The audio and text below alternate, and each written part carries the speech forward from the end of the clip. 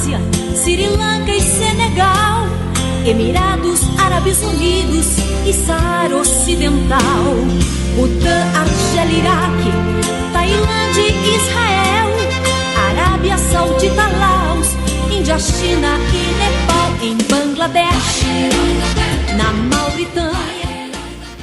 Paz do Senhor Jesus a todos os ouvintes do programa Missões Heróis da Fé. Tibete, Turquia.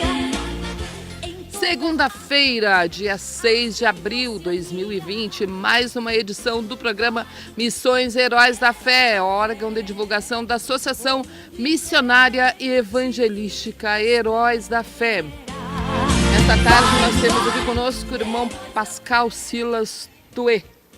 Paz do Senhor, irmão Silas. Paz do Senhor, irmã Ivonete Machado da Silva. Da Silva Machado. Eu falei que antes de Jesus voltar ele vai acertar meu nome. Glória a Jesus. Em época de coronavírus, pandemia, nós temos novidades da parte de Deus. Fique conosco. Rádio Restauração Online. Mande a sua mensagem, interaja conosco, deixa aí o seu like. Irmã Valquíria, temos aí uma mensagem do missionário Alex do Uruguai, ele que está lá na cidade de Salto, e nós queremos ouvir imediatamente, ele vai estar dando um relato, como está a situação lá no Uruguai. Queremos cumprimentar a todos com a paz de nosso Senhor e Salvador Jesus Cristo, todos aqueles que estão conosco através do rádio e também através da rede mundial de computadores. Queremos trazer notícias, meus irmãos, informações aqui da cidade de Salto, no país do Uruguai. Nós estamos a 820 quilômetros da cidade de Porto Alegre e a 500 quilômetros da capital Montevidéu. Nós sabemos que a cidade de Montevidéu e a região foram os lugares mais atingidos aqui no Uruguai com esta pandemia. Já são 350 casos no país do Uruguai, em 10 departamentos, que seriam estados. O Uruguai tem 16 estados e já está esta enfermidade em 10 departamentos, sendo desses 350 contagiados, 10% é da área da saúde. Por isso nós precisamos orar por todos da área da saúde. E também, meus amados irmãos, aonde aqui a cidade de Salto, juntamente com Montevidéu, foram as primeiras cidades onde foi detectada esta doença aqui no país do Uruguai. Agora nós tivemos mais 3 casos aqui na cidade de Salto, mas há uma mobilização por parte da população, onde o Uruguai não entrou em uma quarentena restrita, em uma quarentena obrigatória, mas há uma conscientização, uma exortação ao povo, onde nós vemos que depois das 6, 7 horas da tarde já não se vê muita movimento, e até mesmo a polícia exortando as pessoas através de alto-falantes para irem para as suas casas. Nós vemos aqui que os comércios estão trabalhando reduzidos, o shopping da cidade está fechado, os ônibus estão trabalhando com horários reduzidos, os bancos, porque estas semanas, nós estamos indo aqui para a 3ª semana, são semanas de suma importância, de ter um cuidado aqui no país do Uruguai, que é um país de 3.500.000 pessoas, e a grande parte desta população são anciãos, são pessoas que têm mais de 60 anos de idade. Aqui nós estamos orando com os nossos anciãos, 30% da nossa igreja aqui em Salto são anciãos. Nós estamos orando por eles, nós estamos acompanhando eles em oração, também através do nosso grupo do WhatsApp e através também das lives, onde estamos sendo alimentados, estamos sendo nutridos com a palavra de Deus. Graças a Deus, meus irmãos, estamos todos bem, os irmãos aqui estão todos bem, em perfeita saúde, mas continuamos rogando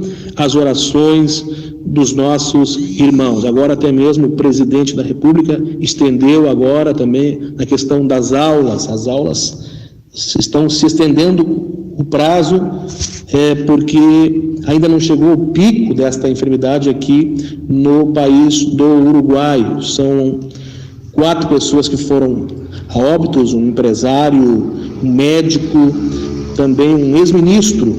Então nós precisamos das orações da igreja em nosso favor. A igreja aqui está em campanha de oração, está orando, está jejuando. Nós já tivemos aí 3 pessoas que nos procuraram para se reconciliar. Em meio a todo este caos, nós estamos vendo pessoas se reconciliando com Deus. A palavra do Senhor em São Lucas, capítulo 21, 31. Assim também, quando virdes acontecer estas coisas, sabei que está próximo o reino de Deus. Amós, capítulo 8, versículo de número 11. Eis que vem dias, diz o Senhor Deus, em que enviarei fome sobre a terra, não de pão, nem sede de água, mas de ouvir as palavras do Senhor. A igreja, os irmãos, graças a Deus, todos estão firmes na fé, buscando a presença de Deus.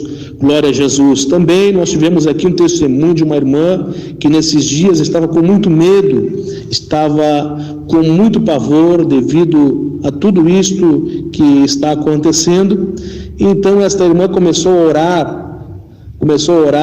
e orar, até que esta irmã foi tomada por Deus em línguas. Esta irmã começou a orar em línguas, e Deus começou a falar através da boca desta irmã, dizendo: eu sou a vossa justiça. E aquela irmã caiu no chão, cheia do poder de Deus, e quando ela se levantou sem aquele medo, ela se levantou sem aquele pavor. Por isso nós precisamos, irmãos, buscar a graça, nós precisamos buscar a unção do Espírito Santo em nossas vidas nesses últimos dias. Eu estava ouvindo o missionário Jorge Rafael falar em uma de nossas programações, dizendo que uma coisa é você estar aí juntamente com a sua família nesse momento difícil, mas nós temos muitos missionários, muitos irmãos que estão longe das suas casas, longe das suas famílias, mas nós estamos recebendo o conforto de Deus e também o conforto através da oração dos nossos irmãos, deste exército que está buscando,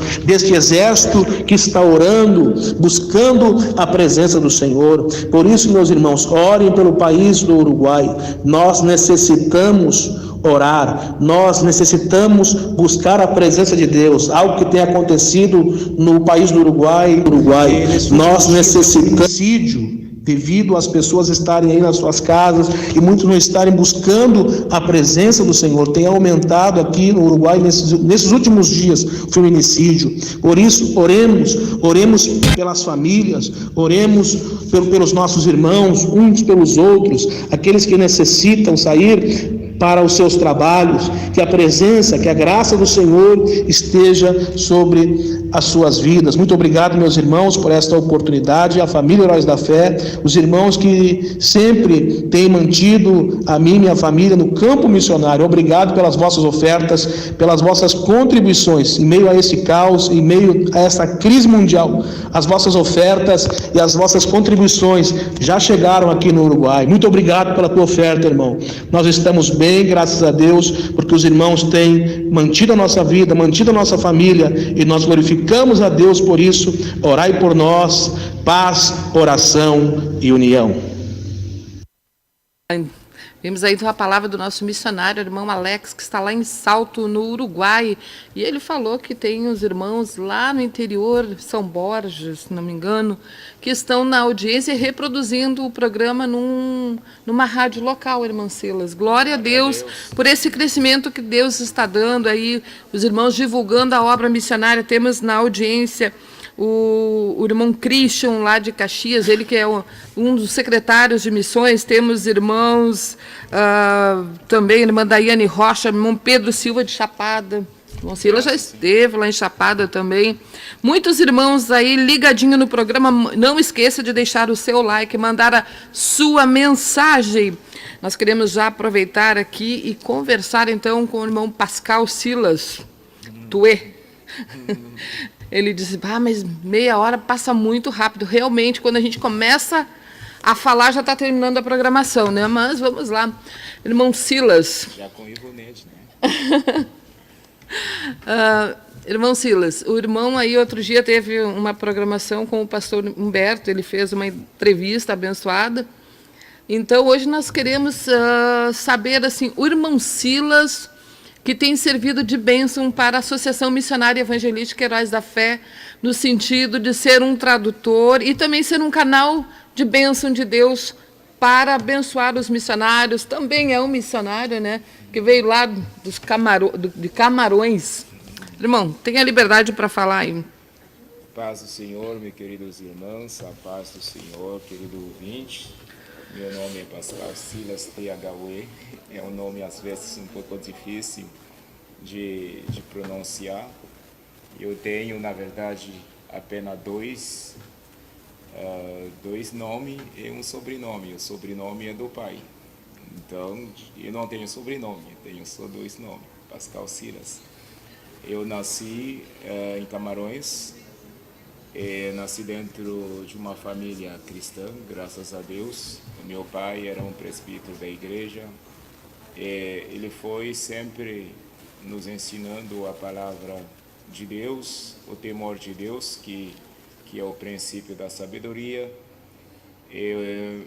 Embora ele faleceu quando eu tinha 16 anos, foi um momento um pouco difícil, então meu pai não teve o tempo de ver, na verdade, a minha conversão, mas acredito que os frutos, né, um dia ele vai conseguir ver esses frutos ali.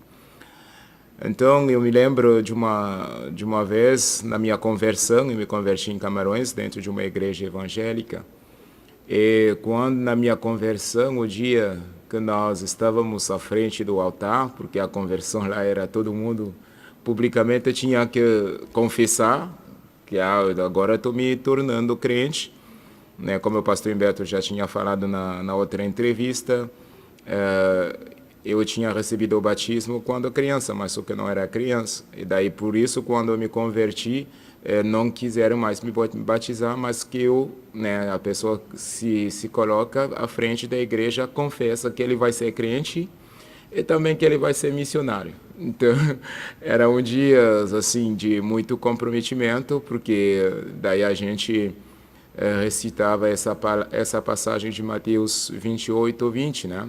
Ir por todo mundo, ensinar a palavra de Deus, batizar em nome do Pai, do Filho e do Espírito Santo. Então, foi a missão de cada crente, na verdade. Então, eu lembro que naquele dia, naquele tempo, quando eu retornei em casa, porque lá quando uma pessoa toma uma decisão dessa forma, é uma grande festa. Então, a minha mãe organizou uma festa convidando os vizinhos, né, para se alegrar junto conosco, com a família. Era uma alegria tão grande na minha vida que eu nunca tinha sentido antes, né? E naquele dia eu falei, Senhor, se o Senhor puder me levar agora mesmo, eu quero já estar na tua presença. Foi uma alegria muito grande de conversão, assim que eu quase, em 17 anos de crente que eu tenho, né, desde a minha conversão, embora que eu falei que eu me criei dentro de uma família cristã, eu quase nunca tinha sentido um gozo assim no meu espírito. Eu lembro que eu fui me deitar assim no quarto, eu falei, Senhor, agora eu quero ir embora dessa terra. E daí a voz do Espírito Santo me diz, e aí, esse comprometimento, aí, aquilo que tu acabou de falar, que tu vai ser missionário, tu vai pregar o evangelho, o mundo, e daí o que tu faz dessa palavra? Então foi uma questão assim que eu fiquei, tá certo então eu tenho ainda um tempo aqui na terra. E desde então me envolvi com o trabalho de Deus na própria congregação onde eu estava. Depois, quando eu fui estudar na universidade, que era uma outra cidade um pouco mais longe da minha família, lá quando eu cheguei também me envolvi com o trabalho de Deus. Eu era um dos responsáveis que cuidava do culto pela manhã. O pastor já percebeu que eu tinha essa chamada, me confiou essa responsabilidade. E nós tínhamos culto todos os dias de 6 horas, na verdade era oração de 6 a 6:30, todos os dias. Esse fora do meu tempo devocional que eu tinha pela manhã. Como a irmã Ivonete também já sabe, de 5 horas, ou seja, a partir das 5 horas era a oração dentro da casa que meu pai havia instituído, e mesmo sendo fora da casa, eu não tinha perdido esse costume de meditar a palavra de Deus para amanhã. Um parênteses aqui, irmão Silas, ele relata que nos primeiros dias do ano era sim. um devocional diferente na madrugada, né? Sim, no mês de janeiro. É muito impactante isso, irmão Silas. Pode contar para os ouvintes como que era. Era o seguinte, o mês de janeiro, o meu pai tinha colocado como mês de consagração a Deus, o mês de consagração do ano inteiro a Deus. E nós tínhamos, a gente orava 5 vezes por madrugada, oração com palavra, não era simplesmente se levantar e orar. Então a gente orava às 10 horas da noite, à meia-noite, às 2 horas de madrugada, às 4 horas e por último às 5 horas. Então às vezes chegava a 5, às vezes era 6 vezes por madrugada.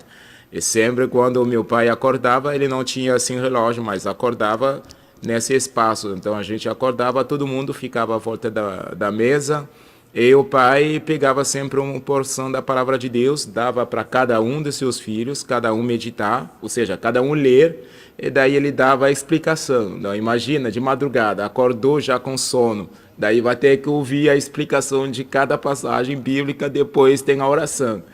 Então, era um mês assim que a gente não recebia visita. Como crianças, nós estávamos muito bravos, porque imagina, 31 dias para nós era o mês o mais longo que existia na face da Terra.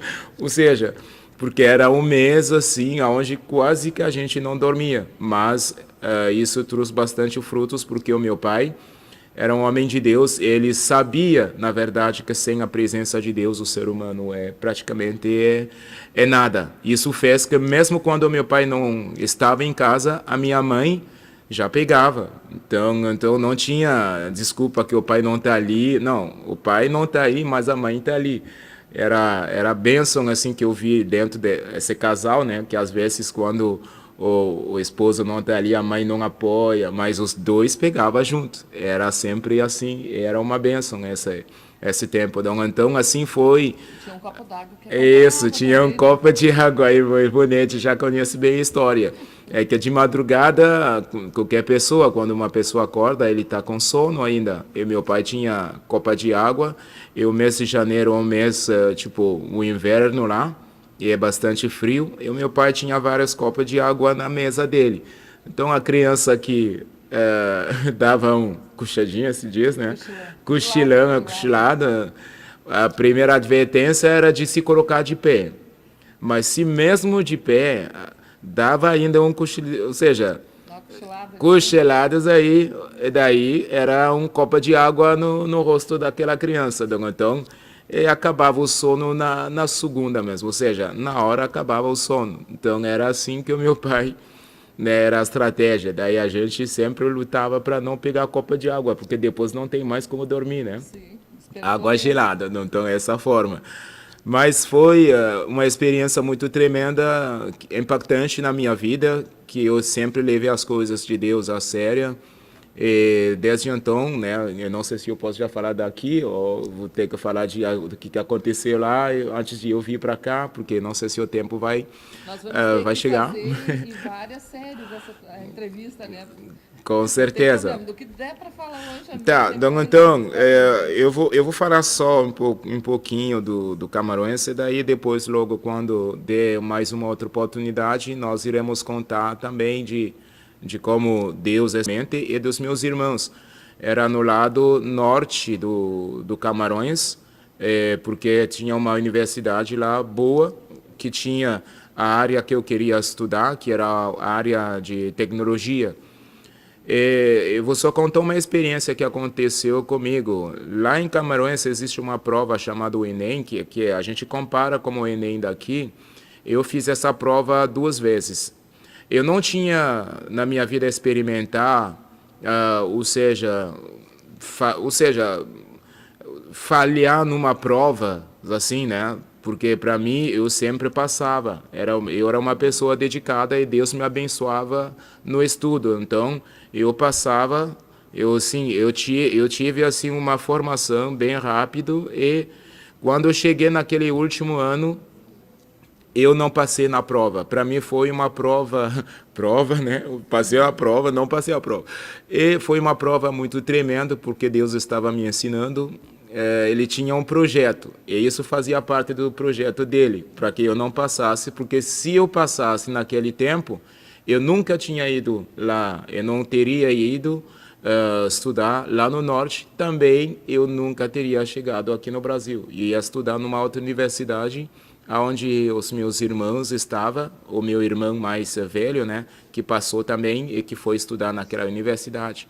Então foi uma experiência que Deus me levou a entender mais tarde, mas na hora, né, porque como a Bíblia diz, nenhuma pessoa quando ele está passando por meio de uma aprovação, ele se alegra, glorifica a Deus, sempre ele diz, meu Deus, o que está acontecendo comigo? Mas logo depois, assim, quando Deus abre os olhos, a gente fala, miserável homem que eu sou, quando a gente consegue ver que os planos de Deus, tudo se encaixa dentro daquilo que Ele preformou, dentro daquilo que Ele estabeleceu, né? Então foi maravilhoso para mim, eu fui estudar Zalim, passei 5 anos na universidade, nunca paguei, como eu tinha conversado uma vez com a irmã Vinícius, porque lá a escola pública não é de graça, como talvez essas aqui. Foi depois, a universidade não é de graça, embora o ensino fundamental e secundário, que é o ensino médio aqui, é de graça, né? São de graça. Mas assim, os meus pais não tinham recurso para pagar tudo aquilo, e Deus foi me abençoando. Eu passava nas provas, eu ficava em primeiro, segundo lugar, e geralmente os primeiros, as pessoas que ficam em primeiro e segundo lugar, eles recebem uma bolsa do governo, então eles não pagam. Então eu recebia quase sempre essas bolsas, que fez que a minha mãe, principalmente, e os meus irmãos não precisou pagar da minha faculdade. Então foi naquele tempo então que Deus abriu uma porta. Depois que me graduei, me formei, eu fiz a licenciatura, o mestrado em Química, e daí depois eu comecei a fazer um doutorado lá. Tudo isso dentro do projeto e da vontade de Deus, porque em cada ano era um milagre, em cada ano era um desafio e era mais uma experiência com Deus, né? Era mais uma experiência. Eu não estou contando esse testemunho para me vangloriar ou achar alguma coisa, eu não sou nada, eu sempre gosto dessa passagem de João 3:27, o homem não pode receber coisa alguma se do céu não lhe foi dado. Então eu sempre vejo aquilo que Deus faz na minha vida como um testemunho para eu, ou seja, contar isso que as pessoas, os irmãos, né, para a fé dos irmãos possa ser mais fortificada e edificada, né, no Senhor mesmo. Então Deus, ele me abençoou de uma forma muito grande, como os irmãos, a maior parte dos irmãos sabe do ministério. Quando eu cheguei para cá, eu fiz o meu doutorado, Deus também me abençoou nessa área, embora aqui em Camarões eu demorei 3 anos, eu estava relutando, porque eu teve um percurso bem rápido e muito bom. Os professores queriam que eu trabalhasse com eles. E daí eu fiquei 3 anos, o que eu falei, mas Senhor, eu estou aqui há 3 anos. Eu não estou conseguindo fazer quase nada da minha pesquisa, porque a pesquisa lá, especialmente na área da química, quem sabe, ele na verdade necessita muitos equipamentos, muitas tecnologias, e às vezes até mesmo a própria URG, se imagina uma grande universidade, tem alguns equipamentos que não consegue, né? Tem que buscar em parceria com outras universidades. Então lá as universidades, embora muito boa nessa parte do ensino teórica, mas a parte prática, eu estou falando a respeito da minha área, ainda existe bastante limitações. Passei esses 3 anos, foi 3 anos de experiência, e achei que era um tempo perdido, mas estava tudo dentro da vontade de Deus. Até que Deus, então, Deus abriu essa porta. Eu venho para cá no Brasil, eu acho que vai ser a chegada no Brasil vai ser no próximo programa. Temos ligadinho conosco aqui a família Gersonita, amada família Gersonita, que Deus abençoe. Temos também o irmão Jorge Wolff, a irmã Berenice, a irmã Elza, a irmã Dalva, Irmão Rodrigo, lá de Pastor Rodrigo, lá de Livramento, que benção, meus irmãos. Muitos irmãos na audiência, muitos irmãos falando, que benção, irmão Silas.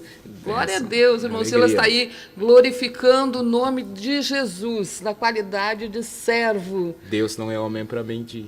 E nem filho do homem para que se arrependa. É isso mesmo. Que bênção. Terminando então o nosso tempo, Deus abençoe os irmãos lá no Uruguai, a irmã Naru, o missionário, o pastor Alex, todos os irmãos que estiveram na audiência dessa programação. Aguardamos você amanhã, 13 horas. Fique conosco. Deus abençoe. Segue aí o programa da Juventude Geração Eleita. Paz do Senhor.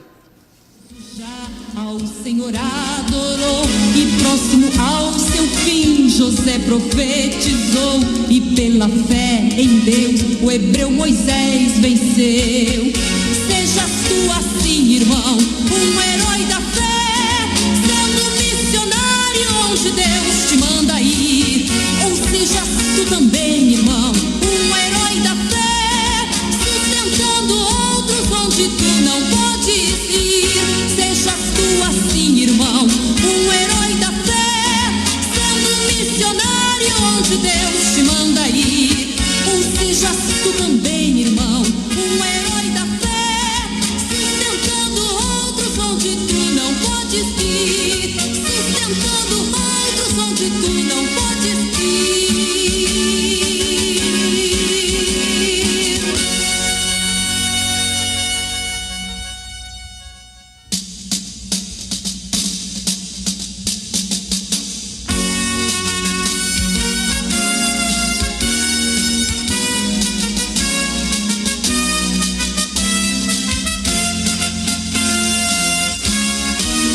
A Bíblia fala dos heróis da fé, no capítulo 11 de Hebreus. Foi pela fé que Deus de Abel se agradou, Enoque pela fé ao Senhor adorou, e pela fé em Deus Noé a arca